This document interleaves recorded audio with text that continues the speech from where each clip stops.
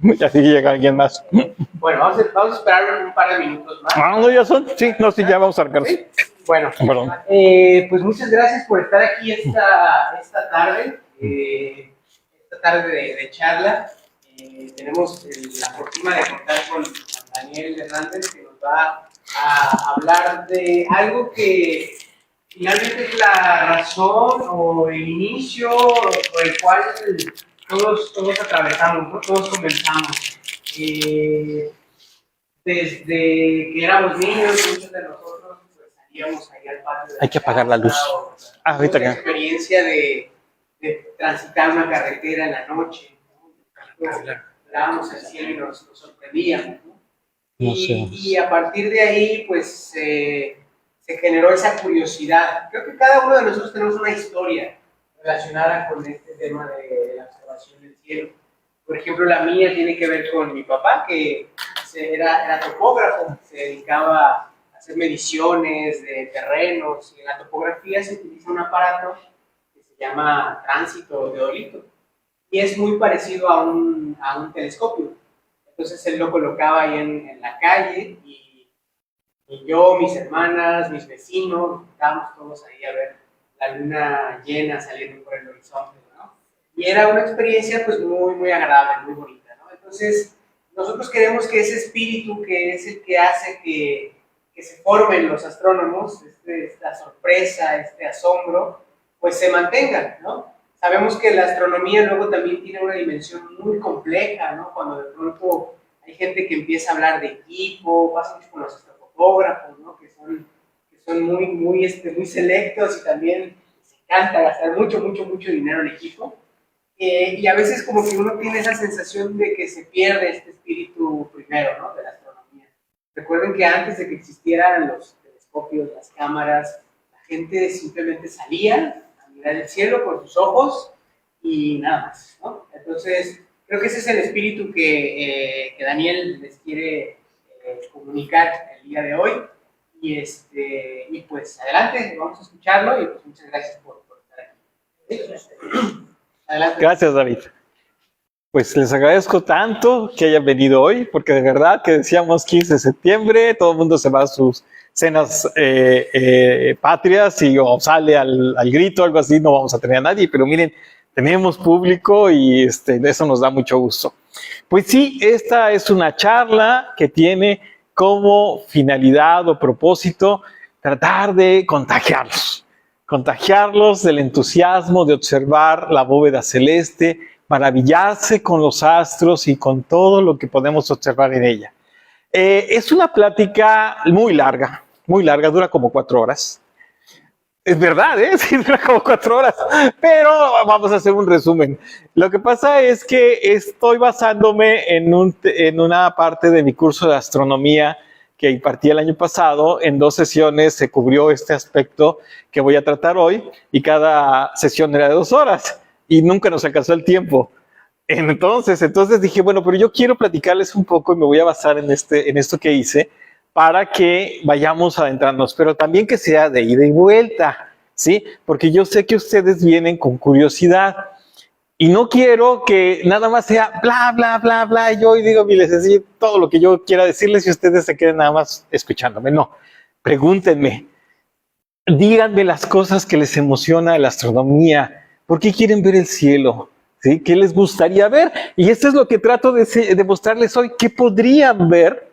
¿Sí? Si aprenden y practican astronomía, porque sí se puede, ¿sí? No es una cuestión de eruditos, no, es una cuestión de querer, una cuestión de dejarnos desbordar como niños y que nos salga la pasión, ¿sí? Entregarnos. No son impedimentos los instrumentos, no son impedimentos los costos. La astronomía, como bien dice David, se puede hacer con la sola vista, ¿sí? Y de ahí para adelante vamos creciendo, ¿sí?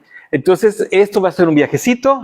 Vamos a irnos un poquito como loquitos, porque vamos a ir pasando las transparencias que no voy a ocupar hoy, las vamos a ir pasando rápido. Pero vamos a ir siguiendo un orden, ¿de acuerdo? Y quiero iniciar primero, pues haciendo un pequeño homenaje al día. Hoy estamos celebrando la independencia de México, estamos con el espíritu patrio y todo esto. Entonces, pues vamos a hacer un breve recorrido muy rápido respecto a la astronomía en México. Por supuesto que la astronomía en nuestro país, en nuestra cultura, proviene de tiempos ancestrales, reconociendo a las grandes culturas que nos dejaron huellas. Pero desde las más complicadas y avanzadas como los mayas, por ejemplo, estamos viendo un edificio que seguramente todos conocen y reconocen, que es el edificio que se conoce como el Observatorio en Chichén Itzá, ¿verdad? Entonces, es un testimonio de un edificio dedicado a la observación de los astros y en especial a uno de ellos. ¿Alguien puede decirme a cuál? No. Venus. Exacto, a Venus. Ahí está, asomando por una ventanilla de la cúspide del edificio del Caracol o el observatorio, como lo bautizaron los arqueólogos. Entonces, esta foto tiene su historia, es muy reciente la foto, de hecho, porque resulta que para que volviera a coincidir la posición de Venus en el cielo, para que su luz atravesara esa ventanita en especial, pasaron siglos.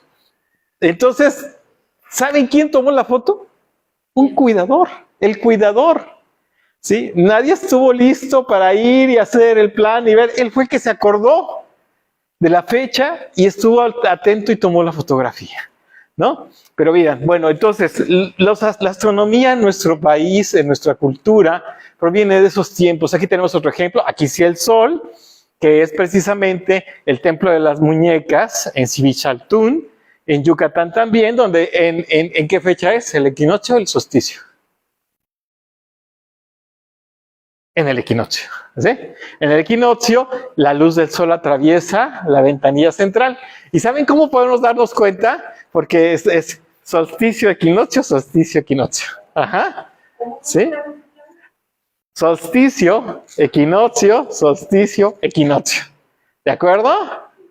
Entonces, bueno. Por esas ventanas se ven los solsticios. Y aquí el equinoccio, ¿de acuerdo? Muy bien, entonces ahí ya tenemos a los mayas siguiendo un planeta, los mayas siguiendo al sol, ¿verdad? Y luego tenemos la gran ciudad de Teotihuacán en el Valle de México, ciudad que los arqueólogos han logrado comprender que está trazada en base a la posición de los astros. Y ¿saben a qué astros en especial estaba dedicada la orientación de Teotihuacán? A las Pléyades, ¿sí? A las Pléyades. Las Pléyades eran el marcador celeste con el cual regían la orientación de Teotihuacán, ¿no? Eso es muy interesante. Y otra gran ciudad astronómica que me encanta platicar y no voy a poder más que decirles 2 o 3 cositas, es Xochicalco, que está en el estado de Morelos, una ciudad prácticamente de astrónomos, ¿no? Que registra un acontecimiento que a mí me maravilla que haya sucedido. Ahí en Xochicalco existe esta pirámide o este basamento con este hermoso friso labrado que tiene muchas serpientes emplumadas y muchos de esos símbolos maravillosos que nuestros antepasados hacían para representar y comunicar sus ideas. Pero en especial habla del tiempo y del cosmos. Y registra un hecho histórico que me maravilla todavía saber. Aquí está registrada una gran reunión de astrónomos de la antigüedad que se reunieron de distintas culturas, donde podemos apreciar gente que claramente su apariencia y sus toscados venían del área maya, ¿sí? Otros venían del área de Sí, perdón, discúlpeme.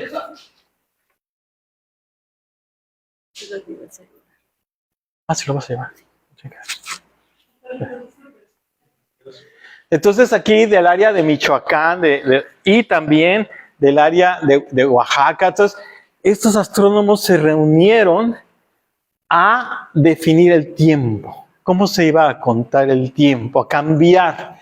Entonces es una historia maravillosa, no nos podemos detener en ella, pero los invito a que la investiguen y vean sobre este friso y ese acontecimiento y cómo estos personajes se reunieron en una época en la que a lo mejor nos resultaría difícil creer que se daban tales cosas, pero sí, ¿sí? Estos astrónomos se reunieron a un gran como cónclave a acordar la medición del tiempo. Yo pensé en congreso. Un congreso, sí, sí, exactamente. Pero imagínense los viajando desde los distintos puntos de Mesoamérica para reunirse todos en una ciudad, en el altiplano, ahí, para hacer acordar que iban a cambiar la forma de medir el tiempo. ¿Cómo puede uno buscar eso? Xochicalco, el templo de la serpiente emplumada. Y Xochicalco también, aquí también, ¿qué creen que sea esto? Es un tema que está súper de moda. Nosotros aquí en Mazatlán lo tenemos así de, ¿qué es? ¿Qué se imaginan que es eso? Está cerca, muy cerca. ¿La Tierra? No, ahí está, es lo que dijo ella, es un eclipse. ¿Se acuerdan que los antiguos creían que los eclipses eran porque el jaguar devoraba al sol, ¿no? O intentaba devorarlo, ¿no? Entonces aquí, al parecer, nos están hablando del registro de un eclipse de sol, ¿no? Y también tienen este sitio magnífico que es un observatorio de observación para observar el sol, que está hecho en una caverna, ahí en la zona de la zona arqueológica. Yo ya tuve la oportunidad de entrar, es realmente una experiencia increíble. Entonces tienen la entrada de un solo haz de luz solar cenital que se observa en el piso. Los astrónomos se sentaban alrededor a observar el comportamiento del paso del sol y determinar cuándo era la fecha del solsticio. Y entonces aquí podemos ver, por ejemplo, la estructura de la caverna, ¿no? El movimiento del sol diurno que va cruzando de este a oeste, esta pequeña hendidura por donde pasaba y cómo se podía observar ahí y determinar cuándo iba a llegar el solsticio, ¿no? Y realmente es una atmósfera mágica, te sientas ahí, las sombras y las luces que se ven en la caverna te hacen realmente que se te enchine la piel, ¿no? Entonces es algo bellísimo. ¿Sí? Entonces, esa fue la época prehispánica, de ahí proviene la cultura de la astronomía también en nuestro pueblo. Pero bueno, viene la conquista, viene un intercambio cultural, se transforman las ideas, se transforman los conceptos, los modos, todo. Sin embargo, la astronomía no desaparece, ahí queda también. Y tenemos registros de cosas interesantes, como la diatriba Góngora Quino, que es muy interesante, también búsquenla, conózcanla. Él fue, que se llama Carlos de Sigüenza y Góngora, que fue un sabio de la época virreinal, ¿sí? Un novohispano, que tuvo una diatriba muy buena con Eusebio Francisco Quino, sí, efectivamente, el padre Quino, el del vino, sobre un cometa, ¿sí? Tuvieron una discusión, esa sí te pareció familiar, ¿verdad? Tuvieron una diatriba sobre un cometa, porque mientras que Quino afirmaba que los cometas eran mensajeros de tragedias que anunciaban calamidades y su influencia mala se podía sentir entre la gente por las calamidades del mundo, Carlos de Sigüenza y Góngora, que ya era un ilustrado, decía, no, un cometa es un objeto celeste, que nada de eso es, sino que es físico, se puede saber, cuando vuelve se puede conocer su naturaleza. Y bueno, fue un agarrón de época, porque Quino representaba el clero, muy poderoso en la época, y Sigüenza y Góngora, pues la incipiente intelectualidad. Entonces, se la recomiendo mucho. Además, Sigüenza y Góngora fue contemporáneo de Sor Juana Inés de la Cruz, y fueron amigos. Tenían comunicación. De hecho, si ven creo que hay una película o es una miniserie sobre Sor Juana, ahí van a ver aparecer a Sigüenza y Góngora yendo a visitar a Sor Juana a su celda en el claustro, ¿no? Y sus diatribas que tenían y sus pláticas. Tiempo después, ya un poquito más para acá, también se registró todavía en la época de la colonia un hecho muy interesante, porque el mundo estaba empezando a entrar en la era del conocimiento y la astronomía empezaba a surgir como una ciencia. Entonces era muy importante ciertas cosas para los astrónomos de la época, como determinar la distancia de la Tierra al Sol. Eso era algo muy importante. Y entonces uno de los métodos para saber calcular la distancia de la Tierra al Sol era observar el tránsito de Venus frente al disco solar. Pero esto es un acontecimiento que no pasa cada ratito, es bastante raro. Entonces se determinó que se iba a observar el tránsito de Venus en el año de 1769 y que el mejor lugar para observarlo y poder tomar mediciones era Baja California, en México. Y entonces, en una historia épica, astrónomos de Europa vinieron a observar este fenómeno. Primero lo intentaron los ingleses, pero los españoles no les permitieron entrar. No les dieron permiso a los astrónomos ingleses, la corona española, de entrar a territorio mexicano. Entonces, pero se dio permiso a que un astrónomo francés, Chapet Autoroche, sí entrara, porque con Francia no había tanto irigote. Entonces se le permitió, pero imagínense en esa época. Estamos hablando de los 1700. ¿Cómo era viajar por el territorio mexicano y atravesar a la península Baja California? Muy probablemente desde Sinaloa, ¿no? Fue una aventura de la que desgraciadamente solo un astrónomo salió vivo, ¿sí? Nada más. Y ese astrónomo era novohispano, es decir, Joaquín Velázquez de León, que era un sencillo matemático y astrónomo mexicano, bueno, novohispano, se ofreció a acompañar, a ir y colaborar con este astrónomo francés a la península. Y pues se imaginarán ustedes, siempre ha habido esto de que yo vengo de Europa, yo estoy acá, imagínate el pobre y humilde astrónomo mexicano, ¿no? Por acá, pero ok. Aceptó que trabajaran juntos, no viajaron juntos, cada quien viajó por su lado, pero resulta que hubo una epidemia en la Baja California, muy grave, de fiebre amarilla, según recuerdo. Y bueno, resultó, no sé que les cuento el final, pero ustedes busquen la historia porque les va a fascinar. Resultó que murieron todos, pero lograron observar, tomar notas, hacer las observaciones, y el que fue encargado de darle al mundo a conocer el resultado de esa observación fue Joaquín Velázquez de León. ¿Sí? Él lo llevó a Europa, la información, y de ahí se aportó datos muy relevantes para poder ya conocer con más precisión la distancia que separa la Tierra del Sol, ¿no? Otra historia fascinante de la astronomía. Y bueno, de ahí en el siglo XIX empiezan a surgir ya las glorias de la astronomía mexicana. Y aquí recordamos a Francisco Díaz Covarrubias, que fue el que creó, digamos, que inauguró, motivó la creación del Observatorio Astronómico Nacional, y que fue instalado en el castillo de Chapultepec, porque en esa época Chapultepec estaba fuera de la Ciudad de México, allá lejos. Era un magnífico lugar para observar las estrellas.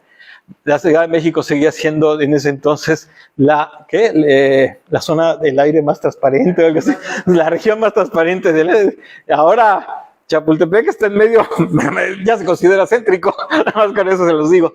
Pero bueno, recordamos a José Francisco Covarrubias, que es el primero en motivar la creación del Observatorio Astronómico Nacional, ¿no? Sí, también él motivó y acompañó a la Comisión Mexicana al Japón para observar el tránsito de Venus en 1874. Otra gran aventura de la que hay todo un libro escrito. Búsquelo, es de la colección La Ciencia desde México. A lo mejor hasta lo tenemos aquí en la biblioteca, que es cómo fue la aventura de ir al Japón en esa época con un grupo de astrónomos apoyados por el muy exiguo gobierno mexicano de la época. Pero lo lograron, es también una gran aventura. ¿Sí? Ahí hay un grabado, ahí está un grabado de la instalación que dejaron y que los japoneses conservan, no la construcción, pero conservan el basamento de la expedición de los mexicanos a Japón de esa época, ¿no? Entonces, yo nada más aquí vengo a alborotarlos y decirles, leen, busquen esas historias maravillosas, porque de verdad, si quieren ustedes motivarse a estudiar astronomía, a practicar astronomía, háganlo acompañando a estos grandes iniciadores de la astronomía en nuestro país. Ahora, nada más como detalle, en esa época, en Mazatlán, fue inaugurado el observatorio, que existe todavía, ya no como observatorio, sino como un edificio, digamos que ya ocupado para otros fines, pero ahí está. No fue un observatorio astronómico, sino un observatorio meteorológico. Sin embargo, yo personalmente tengo ciertas ideas de que la presencia de estas cúpulas nos dicen que alguna vez sí hubo la intención de dotar de equipo astronómico a este observatorio, porque las cúpulas no son necesarias para la meteorología. Entonces, ¿para qué tenía cúpulas este edificio? ¿Y para la astronomía sí? Sí, para la astronomía, las cúpulas, pues es el lugar donde se alberga, el edificio que alberga el telescopio, lo protege de la intemperie, pero tiene una ventana que se abre y por ahí entra la luz al edificio y el telescopio la capta, ¿no? Los telescopios no salen fuera de la cúpula, esos son dibujitos que hacen de las caricaturas del telescopio saliendo, no, la luz es la que entra, es una ventana la que se abre. Y yo he visto, miren, por ejemplo, notan aquí que la cúpula tiene algo como en el perfil se ve medio rarito. Yo digo que esa era la ventana de la cúpula. Ajá, sí, así alcanzan a ver que no se ve que continúe de una manera.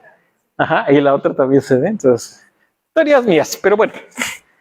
Luego, el ingeniero Joaquín Gallo, que orgullosamente nosotros tenemos entre los integrantes de la Sociedad Astronómica Mazatleca, su nieta, Tere Gallo, que estamos tratando de convencerla que nos venga a platicar de su abuelo un día.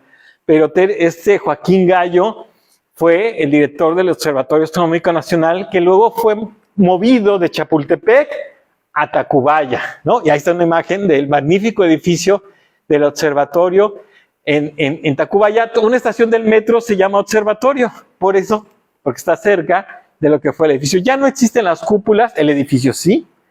Fue por muchos años el observatorio también, después de ser astronómico, fue el observatorio meteorológico nacional. A mí me tocó conocerlo así, fui a visitarlo como estudiante de preparatoria y subí a las azoteas y conocí los equipamientos. Yo queriendo conocer el telescopio, entonces eso ya no existía para la época, pero Joaquín Gallo en la época del porfirismo fue el encargado, director del Observatorio Astronómico Nacional, hizo grandes investigaciones, aportó muchísimo a la astronomía de nuestro país y hizo también una expedición para la observación de un eclipse, ¿sí? Que también quedó registrada porque la información que lograron los astrónomos mexicanos fue muy relevante para la astronomía mundial.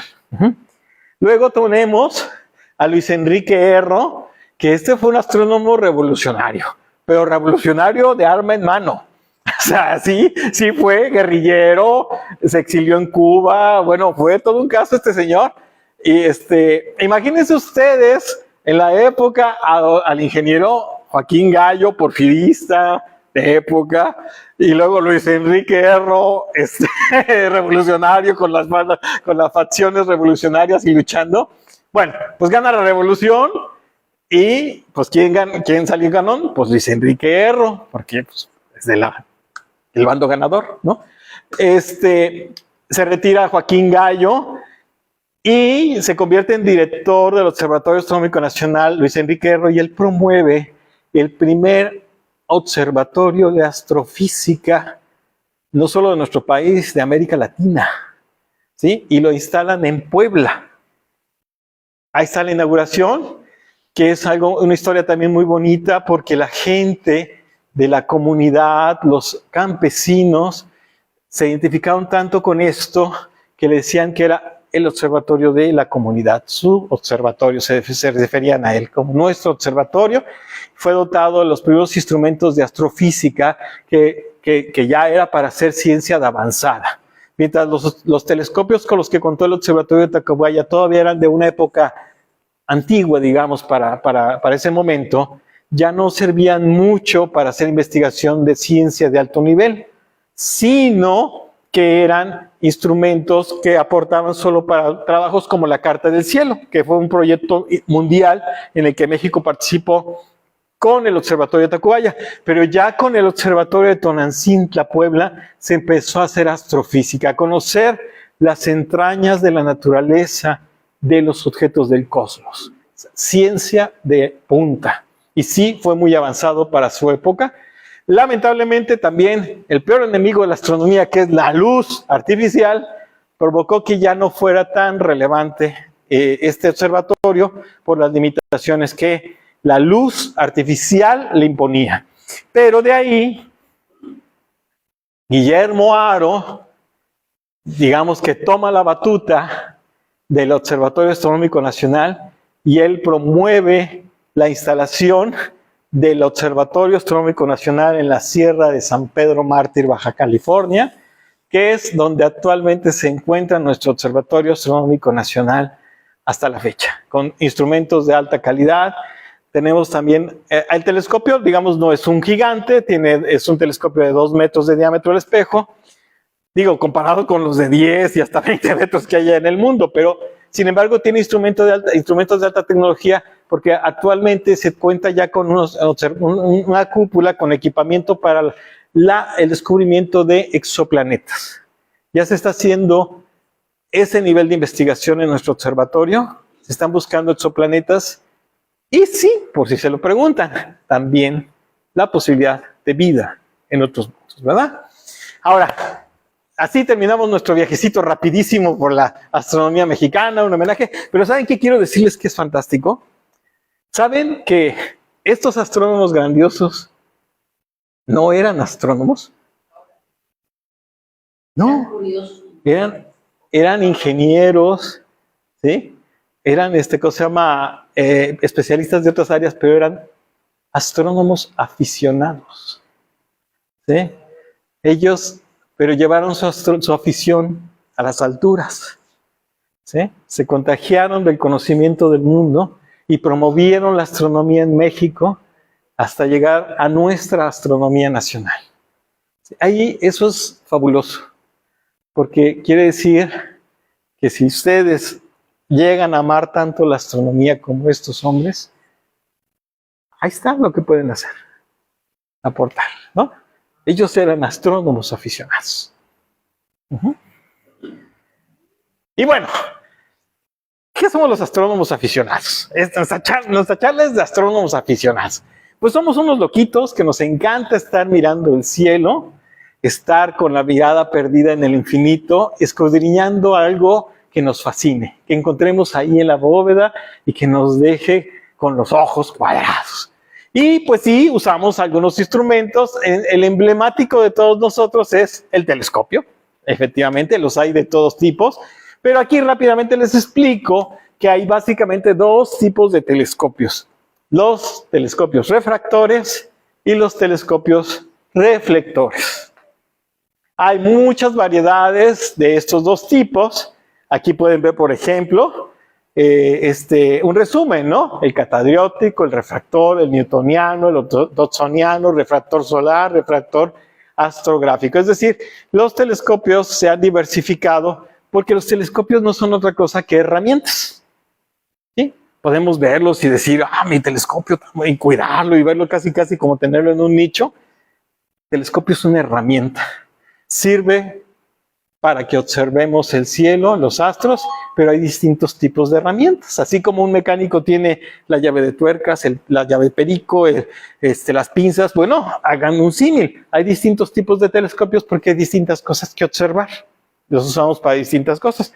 Pero muy rápidamente les resumo que el telescopio refractor es ese clásico telescopio que conocemos todos, que tiene una lente de aumento en la parte de adelante, que concentra la luz hasta unas pequeñas lentes que llamamos oculares, se llaman oculares porque ahí es donde ponemos el ojo, ¿verdad? Ahí es donde acercamos nuestro ojo, por eso se llaman oculares. Y así se da el fenómeno de la magnificación. Este telescopio, ¿quién fue el primero que usó un telescopio así para ver las estrellas? A ver, gánenle. No. Galileo, efectivamente. Galileo fue el primero que no inventó el telescopio, ya existía. Él tomó el telescopio lo rediseñó y lo usó para observar los astros. Y ahí cambió el mundo. Por eso se le... Perdón. ¿Sí? ¿Y es cierto que hoy es su natalicio de Galilea? ¿Hoy 15 de septiembre? Sí, por ahí lo vi. No lo sé. No lo sé. Hay que checar. Hoy la enfermedad, ¿Sí? Hoy es su natalicio. A ver, Google omnipresente y omnipotente que nos diga. Bueno, después aparece otro genio llamado Sir Isaac Newton, que le da al mundo nada más la teoría de la gravedad, ¿no? 15 de febrero. De febrero. Y él diseña otro tipo de telescopios. El telescopio reflector es en lugar de una lente que amplifique, por la que atraviesa la luz y amplifica, él usó espejos. Este diseño le permite a Newton salvar algunos de los grandes inconvenientes del telescopio refractor, que es la aberración cromática. Sí, que es como una especie de distorsión de la luz en colores. Cuando atraviesa un medio, como un prisma, se separa la luz en sus colores. Un poquito ese fenómeno se da con las lentes de los refractores, le llamamos aberración cromática. Este diseño de telescopio carece de aberración cromática porque la luz nunca atraviesa un medio, sino que se refleja antes de atravesar el medio. Y también permitió llevar los telescopios a otro nivel de tamaño, porque mientras pulir lentes grandes era tremendamente difícil y había un límite físico hasta el que se podía llegar, con los espejos no. De ahí que los telescopios de los que hablamos, gigantes de 10, 15, 20 metros de diámetro, sean de este tipo, reflectores. El telescopio espacial Hubble es un telescopio reflector. El telescopio espacial James Webb es un telescopio reflector. ¿Sí? Para que se den una idea del tamaño, la dimensión del diseño de este telescopio que nos dejó Isaac Newton, a donde nos ha permitido llegar, ¿no? Y existe un tercer tipo que es una combinación de los dos, que es muy popular entre los astrónomos aficionados, que es el catadióptico, donde se combina una lente que le llamamos placa correctora, que está al frente, que sería un símil como a la lente del refractor galileano, y la luz es reflejada y magnificada por espejos en el interior, lo cual lo convierte en un reflector. Entonces es una combinación de las dos virtudes de los dos telescopios. Entonces estos son excelentes telescopios, muy buenos, porque te permiten también tener un telescopio compacto que sería equivalente a un telescopio muy, muy largo, ¿no? Y bueno, sería muy complicado ahorita que nos metiéramos en toda la teoría de eso, pero les dejo el gusanito, ¿no? Ahí nada más. Ok, bueno, nos gusta ver el cielo.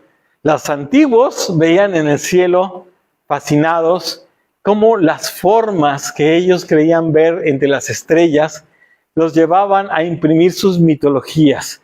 Y por supuesto, la mitología más conocida para nosotros es la mitología griega, que nos llega en forma de las constelaciones. Entonces ellos veían esos puntitos en el cielo, y miren todo lo que vieron ellos, ¿no?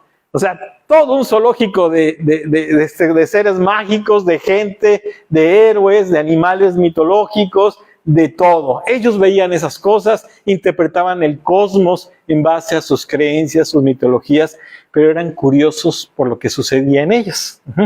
Nosotros actualmente, pues ya no vemos esto, ¿verdad? Nosotros simplemente vemos esto. Las constelaciones en el cielo, pues son esas formas, esas figuras que nuestra misma capacidad de hilar conexiones en nuestro cerebro y buscar formas que no sean conocidas, pues nos llevan a interpretar como, ahí veo yo un águila, ahí veo yo un telescopio, ahí veo, o sea, lo que la imaginación nos dé, ¿verdad? Entonces, heredamos de la antigüedad los nombres de constelaciones y los seguimos usando, pero ahora ya no son para que digamos, sí, contar una historia. Nosotros ya no contamos una historia con estas constelaciones, ¿verdad?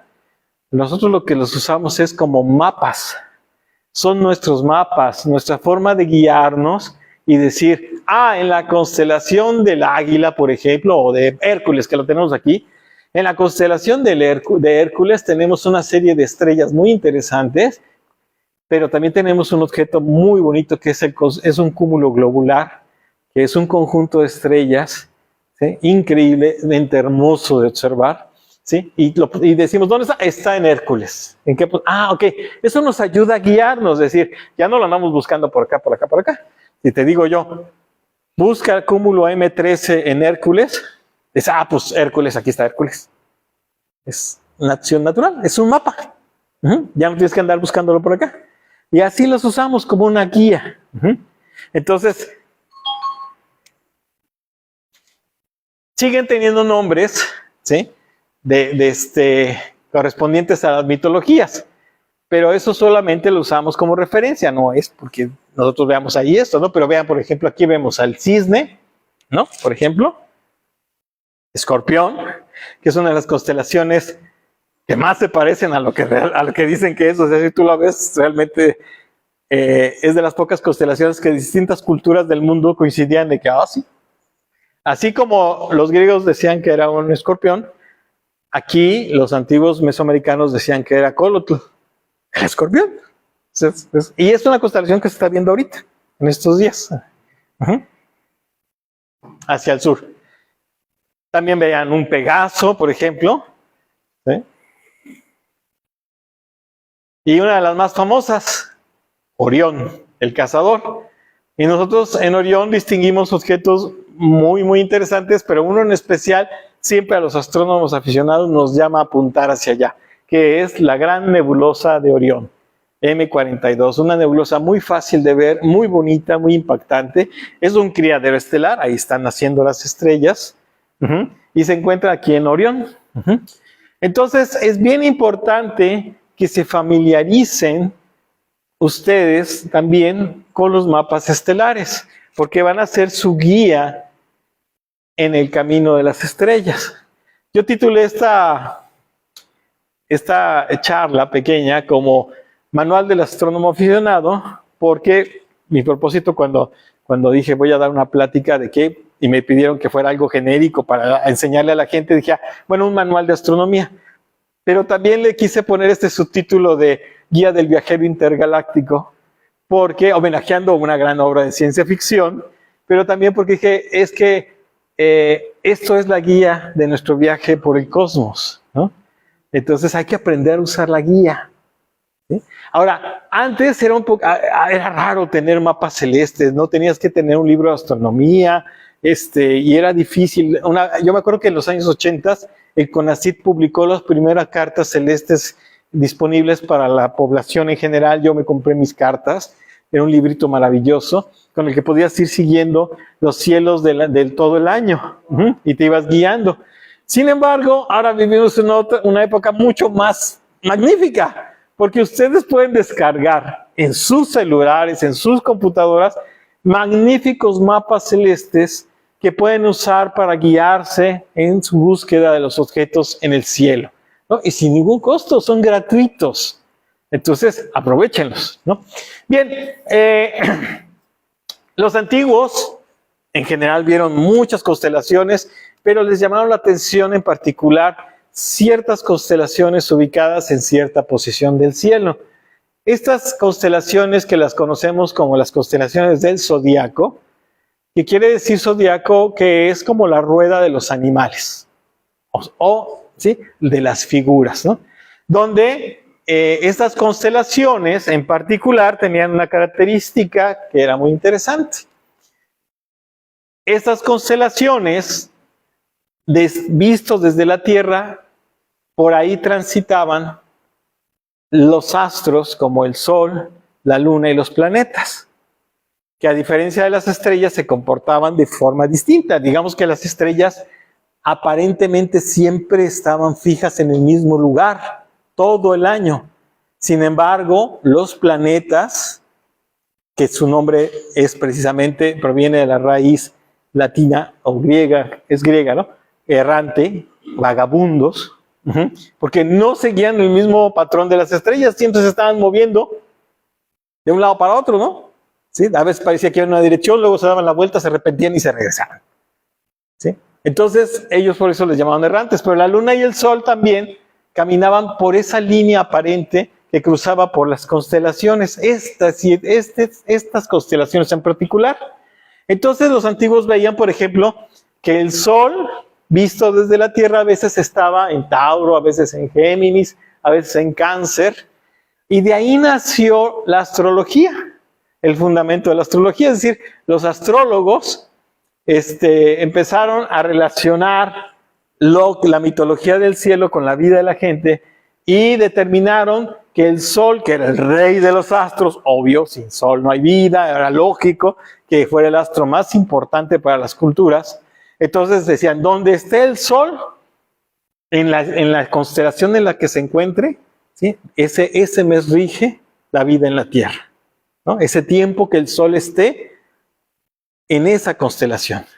Y el año determinaron que iniciaba en el equinoccio de primavera. El inicio de la vida del año empezaba en el equinoccio de primavera. Y en esa época el sol se encontraba en Aries. Sí, en Aries, ¿verdad, David? Sí, en Aries. Por eso Entonces por eso ustedes sí dicen, es que mi mes, yo soy, casi todo el mundo se sabe su constelación. A ver, ¿qué signo eres? Tauro, ok, bueno. Entonces, ¿de qué mes eres? ¿Abril? Abril, ok. Bueno, entonces resulta que en la época de los antiguos, en el mes de abril, el sol se encontraba en la constelación de Tauro. Pero te tengo una mala noticia. Ya no está ahí. El sol ya no está en Tauro en el mes de abril. ¿No? A ver, ¿dónde vamos a encontrar a Tauro? Tauro, aquí estás. ¿No? Bueno, pues ahora resulta que el sol en el mes en el que tú naciste está en Aries. ¿No? Así que tu signo es Aries, no es Tauro. Era un convencionalismo. Déjenme les explico. Ellos pensaban que los cielos eran inmutables y que las cosas siempre habían sido así y siempre lo serían así. Pero resulta que no es cierto. Que las estrellas están en movimiento. Y también que la órbita de la Tierra y sus movimientos presentan algo que llamamos precesión. Y debido a la precesión de la órbita de la Tierra, resulta que este movimiento aparente del Sol en el cielo, que sabemos que no es el Sol el que se está moviendo, sino nosotros en la Tierra, ¿sí? Ya no es igual. Solo que esto tarda en cambiar algo así como 3,000 años. Entonces, obviamente, no podían darle seguimientos a ellos y darse cuenta que el Sol también estaba cambiando su posición con respecto a las constelaciones del zodiaco. Y se quedó así por tradición. Pero no es cierto. Ya no está el Sol donde dicen los astrólogos que debía estar. O sea, no hay tal. Pero bueno, como sabemos que las estrellas ni los astros rigen nada de tu vida, dejémoslo simplemente como un asunto folclórico, ¿no? Todos nos sabemos nuestro signo. Está bien, es una bonita relación de nosotros con el cosmos, ¿sí? Pero no influye en nada en nuestra vida realmente, ¿no? Y ahí, pues ya desde el momento en que se desfasó el Sol, pues ya, lo siento. Ofiuco es una constelación también. Muchos opinan que debería ser la 13ª constelación del zodiaco, porque lo que sucede es que el Sol en su trayecto logra pasar por una parte de la constelación de Ofiuco. Pero bueno, eso también lo mismo, es un convencionalismo, ¿no?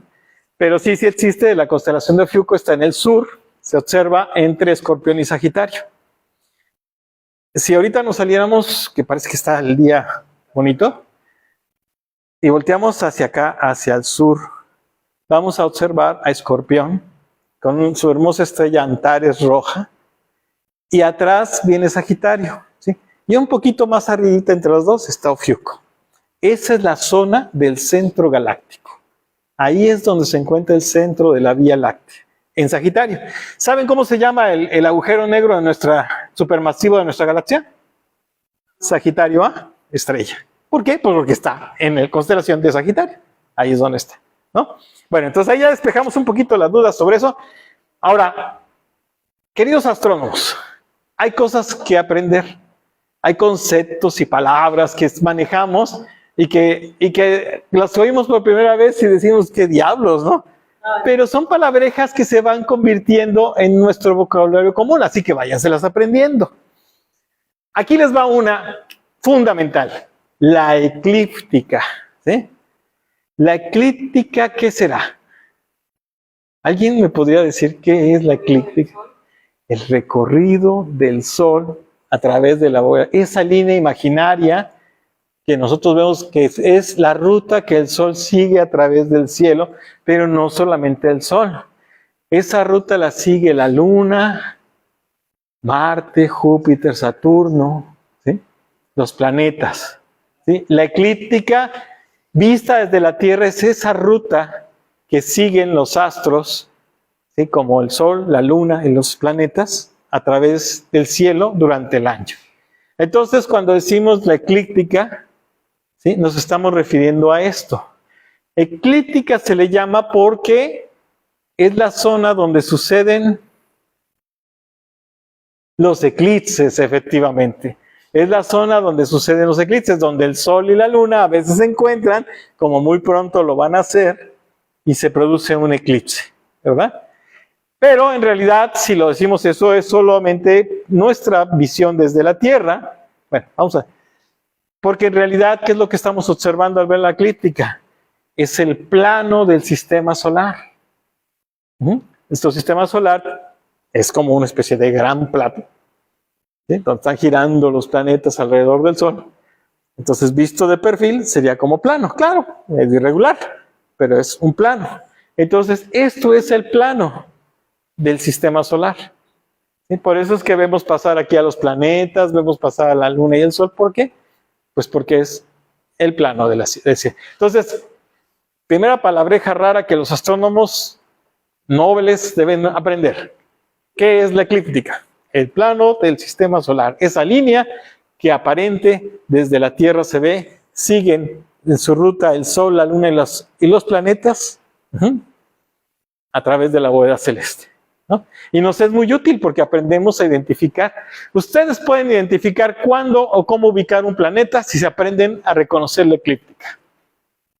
Ustedes ven la eclíptica y dicen, ¿el Sol dónde está? Ah, bueno, a mediodía estaba aquí y ahora está para allá, ya más o menos vi el camino. Quiero saber dónde está Saturno en esta época. Ah, pues sigue la eclíptica. Y te lo vas a encontrar. Sigue la eclíptica y vas a ver dónde está Júpiter. ¿Dónde está Marte? Solo siguiendo la eclíptica. Eso ya te guía. Decía Isaac Asimov que en uno de sus libros, no recuerdo cuál, que si tuviéramos una caja de pizza del tamaño del sistema solar, todos cupieran, menos por el inventado Plutón. Se enojaba que Plutón, porque Plutón no puede cerrar la caja. Ya no le tocó ver que lo sacaron. Sí, ya, asunto arreglado. Decía esa referencia que está tan plana realmente. Sí, aunque es plana y no tan plana. Porque si fuera perfectamente plana, veríamos el tránsito de Venus a cada rato y veríamos el tránsito frente al Sol de Mercurio. Y no lo vemos. ¿Por qué? Pues porque las órbitas de los planetas tienen cierta irregularidad de ángulo que no nos dejan que todo el tiempo estemos viendo esos fenómenos repetirse. Pero sí, básicamente es plana. Y Plutón, pues Plutón es un objeto del cinturón de Kuiper que tiene una órbita muy irregular. Siempre fue cuestionado Plutón por ser tan rara su órbita. A veces era el último planeta del sistema solar y a veces no, porque su órbita rebasa la de Neptuno. Y aparte es tremendamente excéntrica. O sea, si las órbitas de los planetas de hecho son elipses, la de Plutón, quítate que ahí te voy, es larguísima, ¿no? Entonces siempre fue raro Plutón. Y ahora pues es un planeta enano, ¿no? No hay discriminación, es solamente tecnicismos. Bueno, vámonos a pasear. La Luna, nuestro objeto más obvio y más evidente para visitar. todos debemos empezar viendo la luna, porque es fácil de ubicar. Aun con los telescopios más pequeñitos, podemos darnos un deleite viendo la luna, ¿no? Y bueno, pues apreciar sus fases es algo que siempre nos llama la atención, cómo esa sombra de la luna va progresando, va desapareciendo hasta darnos una luna llena y luego se va extinguiendo hasta darnos la luna nueva que ya está fuera de nuestra vista, ¿verdad? Los eclipses solamente pueden ocurrir en luna nueva. Nada más. No puede ser en ninguna otra fase. Y los eclipses de luna solo pueden darse en luna llena. Nada más. O sea, luna nueva, eclipse solar. Luna llena, eclipse lunar. No me puedo extender demasiado porque no vamos ni, ya llevamos como 40 minutos y no vamos ni... Bueno, rápidamente aquí podemos ver un poco el por qué se producen las distintas fases de la luna. Imaginémonos que el sol está acá y está proyectando su luz hacia acá. Entonces la posición de la luna nueva es entre el sol y nosotros. La posición de la luna llena es después de nosotros, entre sol, tierra, luna. ¿De acuerdo? Entonces se ilumina completamente y todo lo demás solamente es la sombra que va progresando cuando la luna va orbitando nuestro planeta. Y ahí tenemos una animación de cómo se vería aceleramos el tiempo, cómo veríamos a la luna. Yo hace poco di un curso para niños y me hicieron notar algo bien interesante de esta imagen. A ver, ¿quién me puede decir qué ven raro ahí? ¿Que no está el conejo? Pues sí está, ahorita te lo voy a enseñar.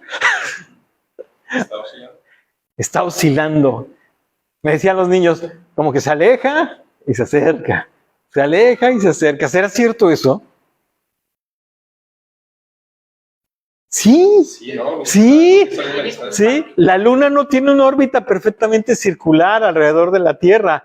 Tiene una órbita elíptica igual que los planetas a girar alrededor del Sol. Por tanto, hay un punto en el que la luna está más lejos de nosotros y hay un punto en el que está más cerca de nosotros. Esos puntos llevan nombres. A ver, ¿quién me dice los nombres?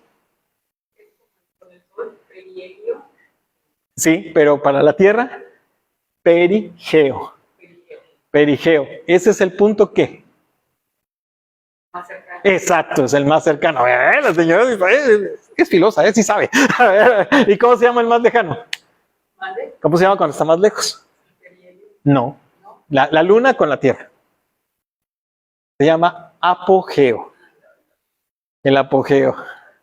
¿Han oído cuando a veces dicen, esto está en su máximo apogeo? Pues es lo máximo, es lo más lejano. Entonces, el apogeo es el punto más cercano. Por eso es que existen los eclipses anulares y los eclipses totales. Los eclipses anulares se presentan cuando la luna está más en el apogeo, que está más lejos de la Tierra, y el perigeo es cuando se da el eclipse total, como el que vamos a vivir el 8 de abril aquí en Mazatlán. ¿Ah? Por eso cuando está más cerca, es que sabe que la luna azul y la más grande que se va a ver, ¿verdad? Las superlunas, que se volvieron muy populares. Sí. Algunos términos que los astrónomos usan y crean para describir se vuelven de repente una locura, ¿no? Porque esos términos de super y eso a veces son contraintuitivos, ¿no? Y crean confusión. Superluna, efectivamente, es cuando está la luna más cerca de nosotros, la luna llena. En ese momento está más cerca de nosotros, está en su perigeo y aparentemente es más grande. Ahora yo te aseguro que tú sales y ves la superluna con respecto a la luna normal. La diferencia no hay, o sea, a simple vista no la hay. O sea, se logra captar o determinar que hay una mayor cantidad de luz de la luna, pero con instrumentos, o sea, midiendo la cantidad de luz que nos llega, pero en realidad superluna y eso, pues, y luego para colmo lo vienen y lo combinan con la tradición folclórica de los indios americanos. Ya, la luna de sangre, la luna de lobo, la luna de hielo, no es una cosa que dice. Y luego para colmo hay otras, de repente viene la luna rosa y todo el mundo quiere salir a ver la luna rosa, de color rosa. No existe tal luna de color rosa, o sea, es porque en esa época cosechaban las fresas. Entonces, pues, ahí la relación de que les dieran de color rosa, ¿no? Pero no, de ninguna manera quería decir que la luna se pintaba de rosa, ¿no?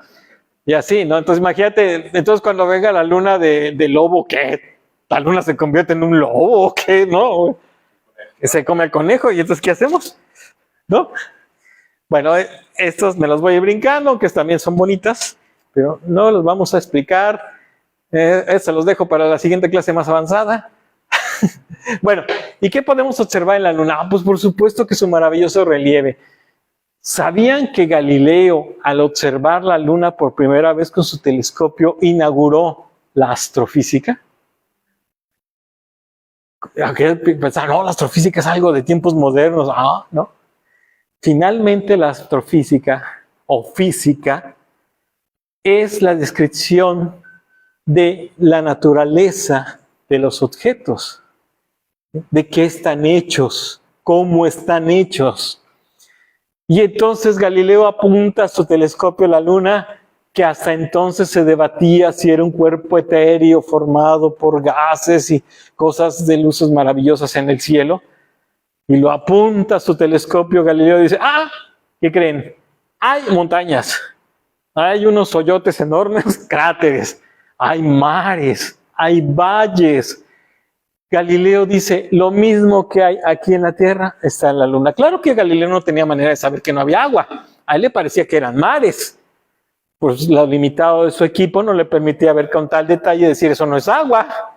Pero bueno, de ahí, pues si se quieren preguntar, ¿por qué el mar Incrisium? ¿Por qué el mar de la tranquilidad, de la fecundidad? Bueno, pues son nombres, también hasta cierto punto la astronomía tiene su folclore.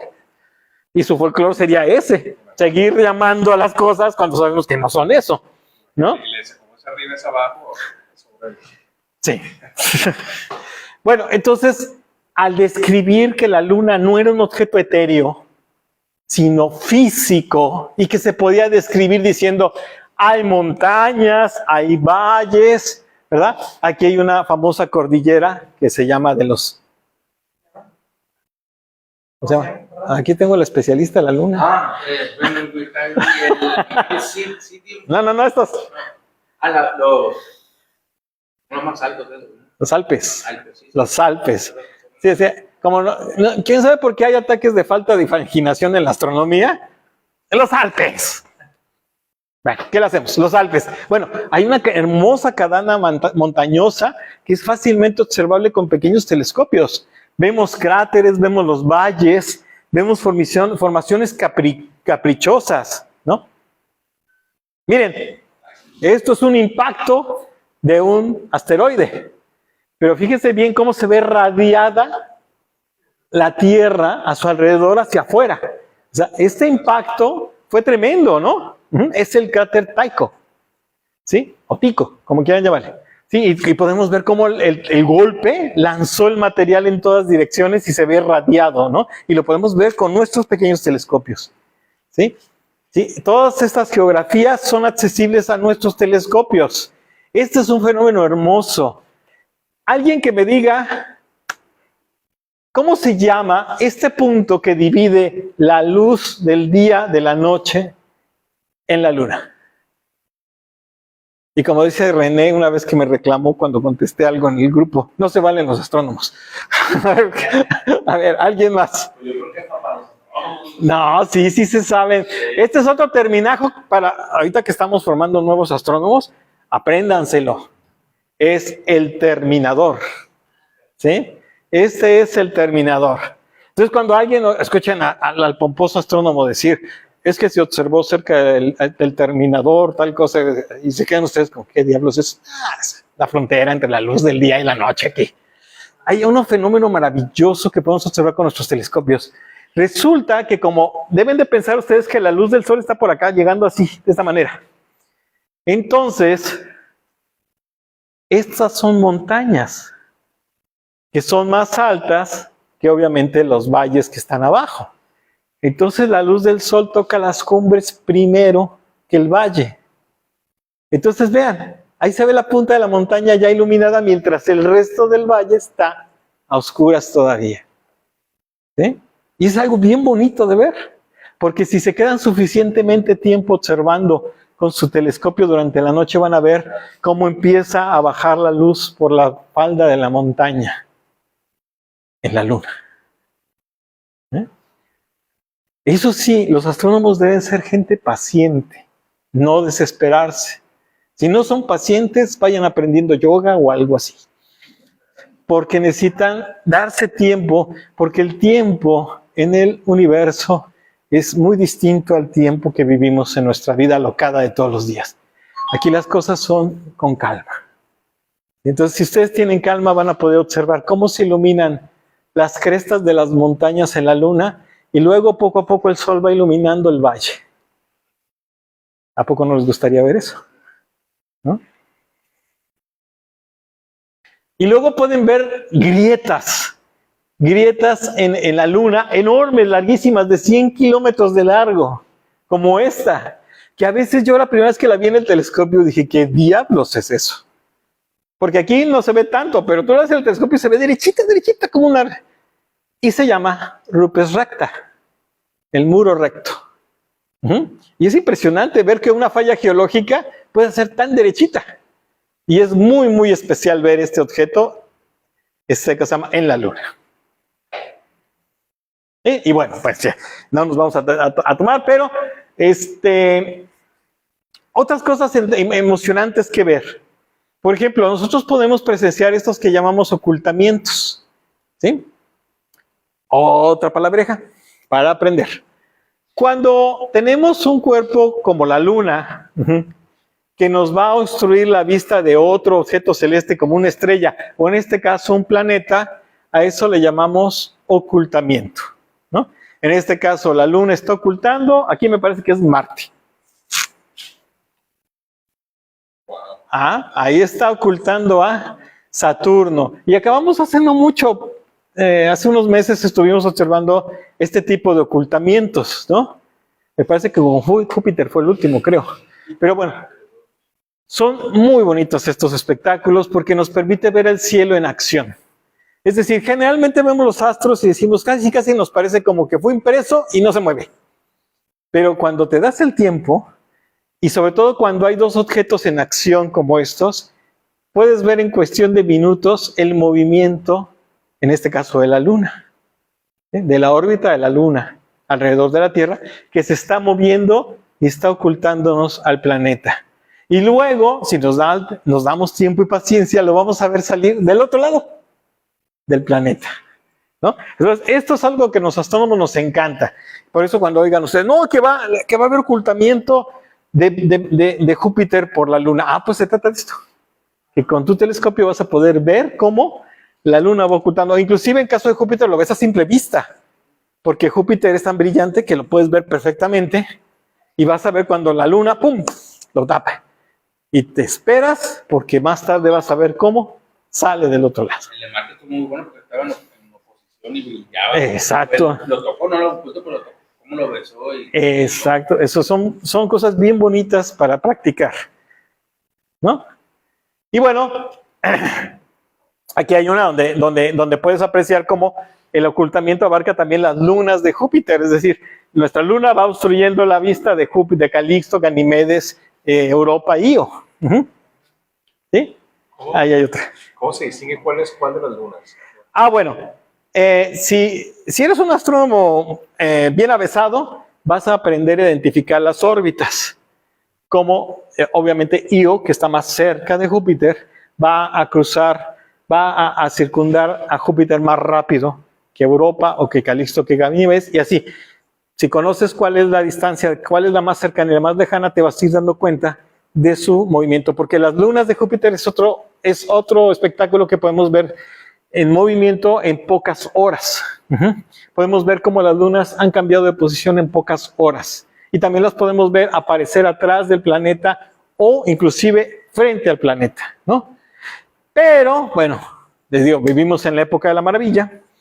Hay una aplicación que se llama Lunas de Júpiter, la bajas a tu celular y ahí te vienen quién es quién, ¿sí? Entonces, no es trampa, es usar las herramientas con las que contamos, ¿no? Sí, pero bueno. Entonces, bueno. Esto es, ya hablamos un poco de los eclipses.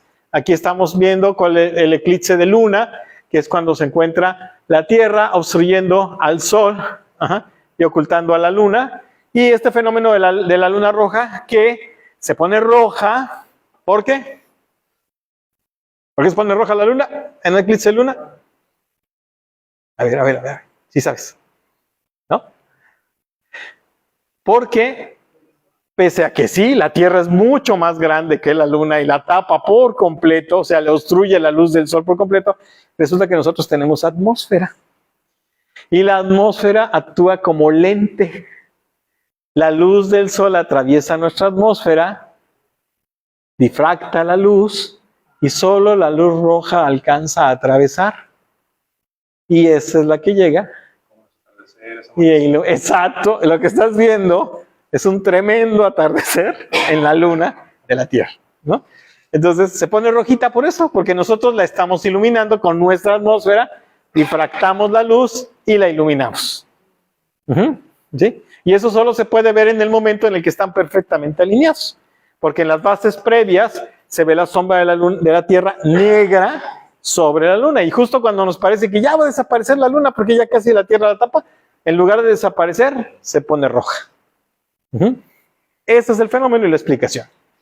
Ahí está el proceso. ¿Sí? Cómo se va viendo la sombra de la Tierra, que es otra forma de la que los antiguos se dieron cuenta que la Tierra era redonda.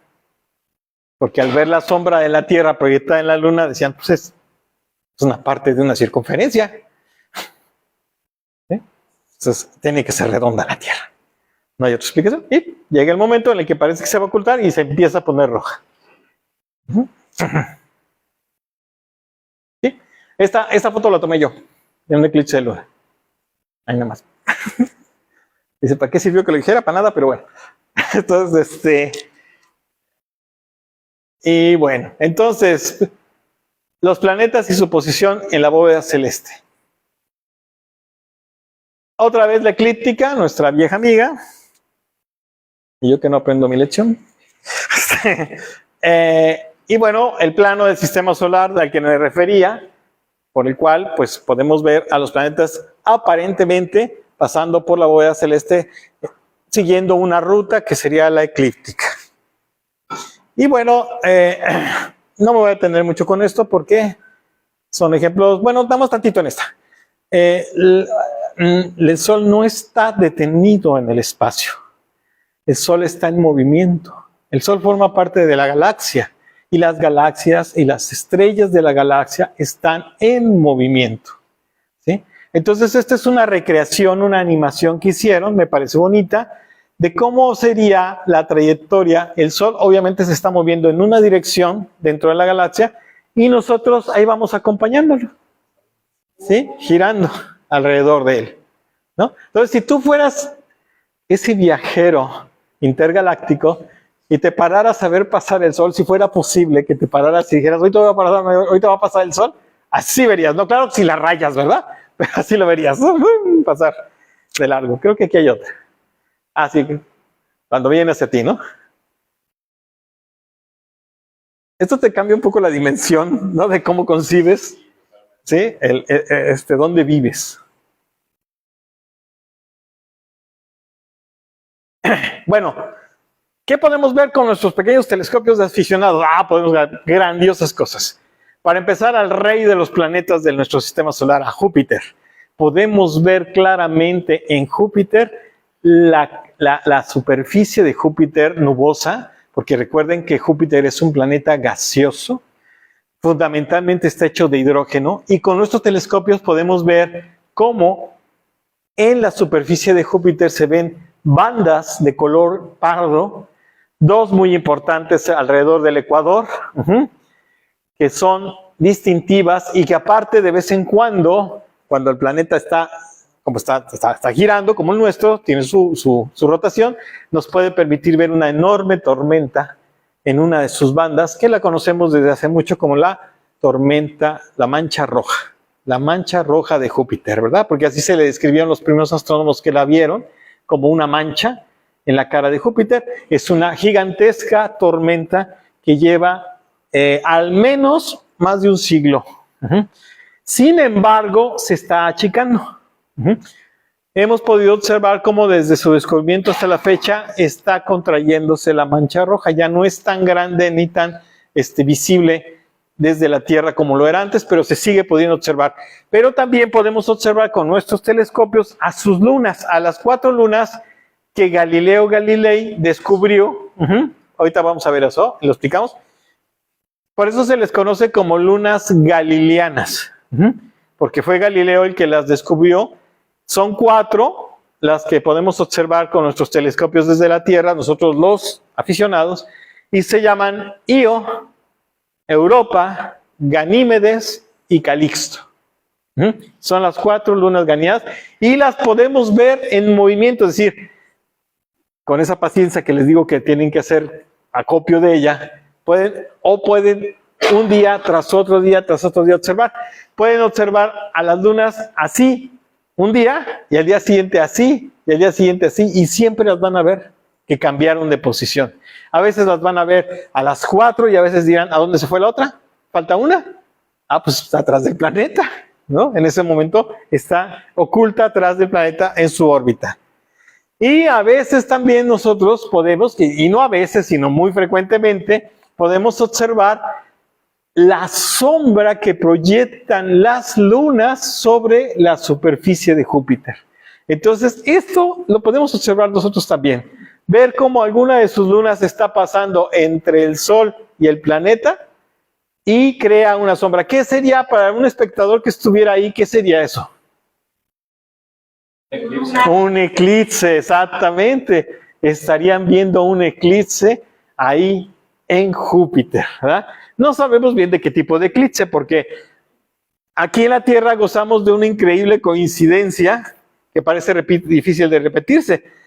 Pero siendo la Luna mucho más pequeña que el Sol, ¿por qué se ve en el cielo como si fueran casi iguales el Sol y la Luna? La distancia, pero también por el tamaño. Resulta que la Luna es 400 veces más pequeña que el Sol, pero el Sol se encuentra 400 veces más lejos que la Luna de la Tierra. Es una gran coincidencia. Por eso es que parece que los dos discos son del mismo tamaño y por eso la Luna puede eclipsar o tapar por completo al Sol y mostrarnos la corona.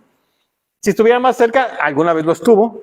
Recuerden que las teorías sobre el origen de la Luna nos dicen que alguna vez este cuerpo que parece que es el producto de un impacto de un protoplaneta con el nuestro, que desprendió una gran cantidad de material que quedó orbitando y formó la Luna, estaba mucho más cerca de la Tierra. Entonces debió haberse visto mucho más grande de lo que la vemos ahora. En esos tiempos no se habrá podido ver un eclipse total como los vemos ahora, que es un eclipse en el que nos permite ver la corona solar. Probablemente obstruía tanto la luz del Sol que ni siquiera podías ver la corona solar. Es muy probable. Y en un futuro, cuando la Luna esté mucho más lejos, probablemente esos humanos del futuro no podrán nunca presenciar un eclipse total de Sol, solo anulares. Bueno, estamos divagando. Entonces esto sería esto lo podemos ver con nuestros telescopios. Podemos observar las lunas de Júpiter pasando frente, o sea, en tránsito frente al planeta y ver sus sombras proyectadas sobre la cara. Adelante. ¿A qué distancia está esto? ¿Quién? Júpiter. Le voy a aplicar la de que decía. 750 millones de kilómetros. ¿Sí? Pues no, o sea, hiper lejos. ¿Sí? O sea, bien lejos. Muy bien, entonces aquí hay otra foto. Miren qué bonita se ve la mancha. Y ahora, con nuestros telescopios no solamente podemos observar, podemos tomar fotografías. ¿Sí?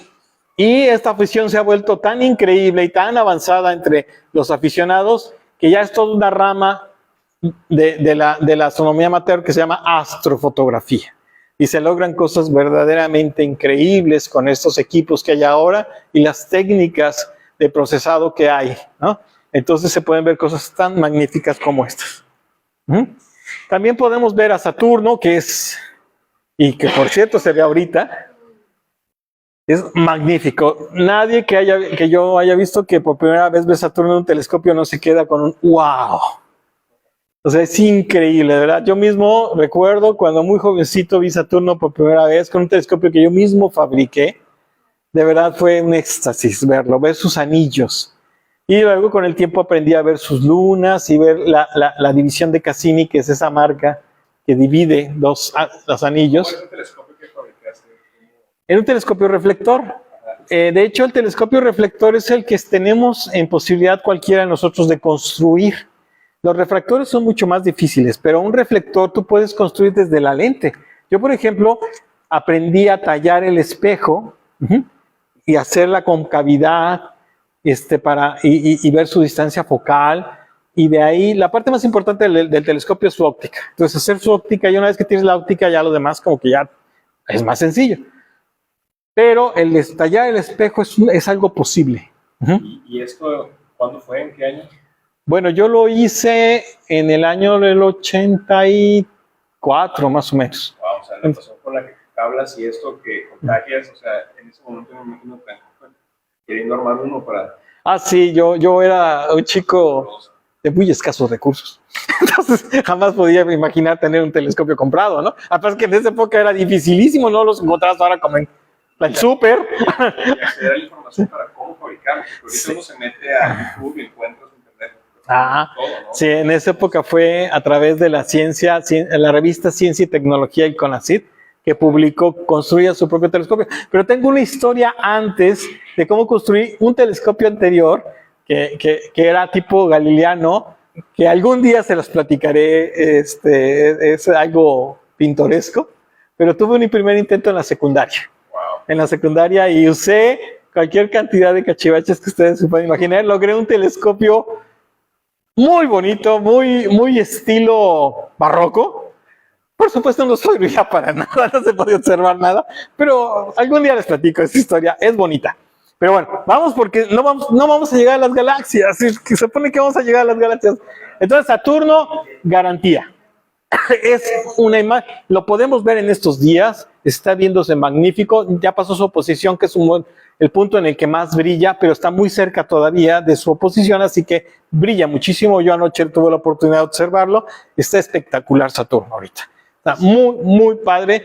De hecho, el próximo viernes, que es de Club de Astronomía, y esperemos que el clima nos ayude igual, que esté similar, voy a traer telescopios para que observemos, ¿no? ¿Cada cuándo se acerca podemos hacer esto tan cerca? Bueno, no es cerca. La oposición se refiere a que, a ver cómo me regreso al sistema solar. Ok, ya. Sí. Es cuando la luz del sol le está pegando. Vamos a suponer, cuando en realidad la luz del sol, esta es la Tierra, aunque es muy exagerada. Entonces, resulta que, bueno, cuando estamos moviendo nosotros, nuestro año es mucho más corto que el de Saturno, por supuesto. Entonces nosotros llega un punto en el que la luz del sol está dando directamente con respecto a nosotros al planeta. No hay nada que... No es que esté más cerca, es que la luz del sol le da más directamente, la está reflejando hacia nosotros más directamente. Sí, también hay puntos de coincidencia en el que, como las órbitas son elípticas, se acercan más, pero eso es mucho más raro. Aquí lo que cada año se da la oposición, palabreja para aprender. Oposición es cuando un astro se encuentra en una posición con respecto a nosotros y el Sol, en la que la luz que reflejan de nuestra estrella nos llega más directamente a la Tierra. Por tanto, brilla más. A Neptuno, pero bueno, Neptuno es un planeta muy difícil de observar. Y bueno, entonces también viene la oposición de Júpiter en noviembre. Y bueno, ahora... ¿La próxima semana podremos ir a Saturno? Sí, el clima nos ayuda, sí. Sí, el clima nos ayuda. Aquí vamos a estar con el Club de Astronomía Infantil y vamos a observar lo que haya en el cielo en ese día. Bueno, entonces los anillos de Saturno, con respecto a nosotros, también de repente, en el paso de los años, se va modificando en un ciclo que conocemos bien, en el cual podemos ver los anillos con muy buena posición para observarlos, hasta una posición muy difícil en la que prácticamente se vuelven una línea. Y dura años así. Entonces, afortunadamente no estamos en este momento. Entonces, pero cuando está así es muy difícil, vemos solo una línea. Ahorita andamos más o menos, yo diría que como por aquí. Entonces, estamos en una buena época para ver Saturno. ¿Sí? Marte, por supuesto, Marte es un planeta complicadito, porque aunque brilla de un rojo sangre muy impresionante en el cielo, con nuestros telescopios, como es un planeta muy pequeñito, es difícil definir las características de su superficie, aunque sí es posible. Entonces podemos ver con paciencia y con un buen trabajo de manejo de nuestro telescopio, podemos ver los polos, esa parte equivalente a nuestros polos, de esas partes muy frías en el planeta, donde están los casquetes de hielo, no es hielo de agua, es hielo de dióxido de carbono, y que bueno, los podemos ver con nuestros telescopios, y también podemos ver la irregularidad de la superficie, porque bueno, en Marte también existen valles, existen zonas montañosas, y se pueden definir y las podemos observar con nuestro telescopio también, pero es un poquito más difícil, requiere más concentración, más trabajo, ¿no? Hay una imagen, esta es muy buena. Vean qué bonito brilla el cráter, y es el cráter del polo, y cómo se definen muy bien estas zonas de desiertos y montañas en la superficie de Marte. Y también tiene climatología Marte. Marte tiene atmósfera, aunque muy delgadita, sí tiene atmósfera, y entonces ahí se presentan unas tremendas tormentas de arena, porque pues, el planeta está seco en su totalidad, no hay agua líquida en su superficie, entonces hay tormentas de arena que cubren por completo el planeta enterito. Y cuando hay una de esas tormentas no podemos ver nada, ninguna característica más que un color rojizo parejo, ¿no? Pero bueno, es interesante porque también pues, estamos viendo en vivo la climatología de otro planeta, ¿no? Entonces es muy interesante que digamos, hay zonas muy, muy frías, hay zonas de desiertos, de montañas, y luego hay tormentas de arena, ¿no? Entonces eso se puede ver también con nuestros pequeños telescopios, ¿no? Ahí está un ejemplo de tormenta de arena. Venus es impresionante astro. Recuerden que Venus es el astro que más brilla en el cielo después del Sol y la Luna. Entonces, en brillo está el Sol, la Luna y Venus, ¿no? Entonces, es tan brillante que a veces hasta a la gente la espanta y la confunde. No es raro que alguien haya afirmado ver un ovni y se tratara del planeta Venus, ¿no? ¿Qué podemos ver en Venus con nuestro telescopio? Bueno, no podemos ver nada en la superficie porque Venus está cubierto completamente de nubes. Es tan densa la capa de nubes de su atmósfera que adentro está hirviendo el planeta por el efecto invernadero terrible que existe ahí. Entonces no hay manera, los astrónomos durante la mayor parte de la historia de la astronomía, desde que se observa con telescopios, no pudieron ver nada y solo especular qué había abajo de las nubes de Venus. Ahora ya gracias a los viajes de naves, de sondas interplanetarias que han descendido con las naves Venera de la Unión Soviética, se pudo entrar y corroborar que abajo es un infierno, ¿sí? Que la atmósfera pesa tanto que nosotros moriríamos aplastados en un instante si estuviéramos ahí. Las naves no aguantaron, las primeras naves al bajar eran hechas así, comprimidas, como si nosotros de repente viajáramos al fondo del mar a kilómetros de profundidad. ¿Se acuerdan del desastroso incidente del submarino que implotó? ¿Sí? Por la presión a la que se sumergió cuando iba a ver el Titanic. Bueno, pues imagínense eso, pero con nubes. Eso es lo que pasa en Venus. Y el calor es tan grande que no solo te aplasta, te derrites instantáneamente. Entonces tuvo que ser hasta que una nave llamada Venera, de una serie muy larga, logró resistir lo suficiente para tomar algunas fotos. Creo que vivió 10 minutos la nave, logró mandar fotos. Ya nos dimos cuenta que Venus abajo es un infierno. Pero sin embargo, eso no le quita lo interesante al planeta, porque Venus, al igual, como planeta interior, es decir, que está entre el Sol y nosotros, nos permite verlo en fases.